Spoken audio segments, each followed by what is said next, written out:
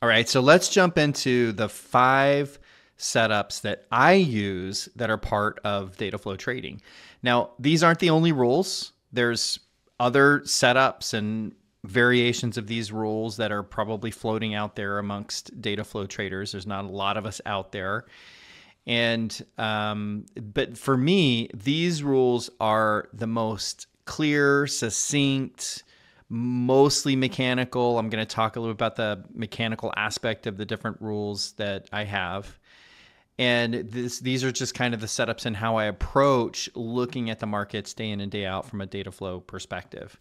But first, let's just kind of refresh what data flow trading is. So it's a trading system with rules that are built on this mathematical probabilities foundation. So it's always about what are the probabilities, what's the mathematical probabilities of us going to a certain level, whether that's a retracement level or whether that's a target level.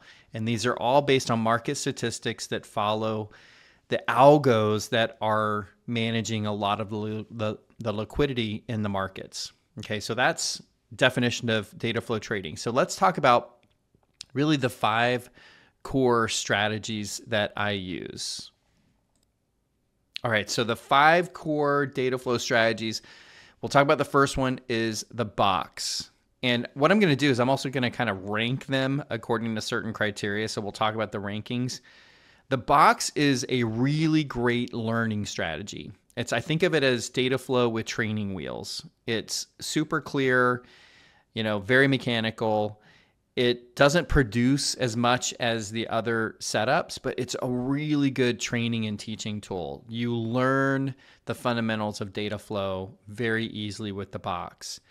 The other thing that's it's really great at doing is helping to correct discipline issues. So if you have struggles following a set of rules consistently, having discipline to pull the trigger, the box is really good at helping people to correct those kinds of behaviors and to get your mindset right around following a process. So I use it more for correcting challenges of consistency and more around educating people around data flow than an actual trading system producing consistent profit for me. And we'll talk about that in a second. The next one is time and price. We'll talk about time and price, but you already saw an example of time and price. This is bread and butter. This is the first real trade system I teach. Obviously, I teach the box.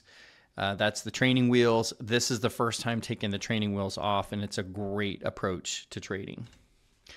Then there's pre-confirmation.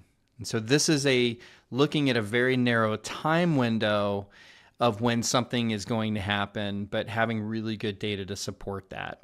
And so pre-confirmation is actually becoming one of my favorite setups because it produces so well, which is awesome.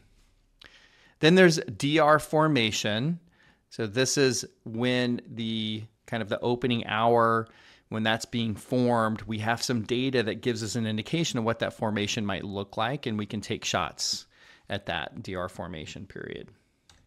And then finally, it's the transition. The transition period is the most complex of the 5. It's one that, really I don't teach people this until they're much further along. They've kind of mastered time and price. They've got pre-confirmation down, right? And so it's has a really great profit potential and consistency associated with it. You get some really big trades with transition, but it's just more complex. You need to learn the aspect of reading context using data flow, and that takes a little bit more time. So that's the core strategies that I employ with my rules. Okay, these are my rule-based setups. Now, how do these compare? The first thing I want to point you to is the disclaimers at the bottom, because I'll get in trouble if I don't, highlight these are general estimates. These are hypothetical results. These are based on backtesting work. There are, these do coincide with some live results, but I'm not going to talk about that. Let's just treat these as purely hypothetical, purely general, purely educational, okay?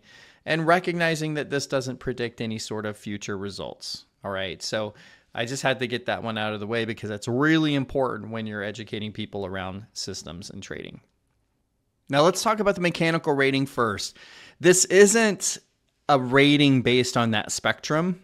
You know, like a 0 isn't fully discretionary. That's not what this is saying. This is, if you take the box as the benchmark, which is a highly mechanical system, then where do the others relate to its mechanical rating relative to the box strategy? And so time and price would be about an 8. There's a little bit of discretion with time and price, more so than with the box, right? So it's a little bit less mechanical. Pre-confirmation, a little bit less mechanical than time and price. DR formation, introduces more discretion all the way down to transition. So you can see that what's happening is you're introducing a little bit more discretion with each of the setups as they become more complex, all the way down to transition. And part of the reason transition is there's so much more discretion involved is because you're reading context and you're doing interpretation of data, and then you're looking for entries that aren't as clear as a data table that tells you exactly the level it's going to turn at. And so there is some decision making that happens in transition. Now, with these aspects, you also get some interesting characteristics around average R. So this is average winning R, not average net R. And so your average, kind of winning R trade for the box is going to be around a 2.0. Your average winning R for time and price is going to be about a 5.5. And pre-confirm is a 7. Pre-confirm, this is why pre-confirm is becoming one of my most favorite setups here, is because it tends to produce quite a bit of R. And the DR formation is right behind it with 6, and then transition, you got 7+. Actually, the biggest trades come with transition. There are some of my traders working with me that are hitting, 9, 10, 13 R trades using the transition setup, because a lot of times what's happening is we're able to catch the move of the day that's happening in transition for the rest of the day, which is really great.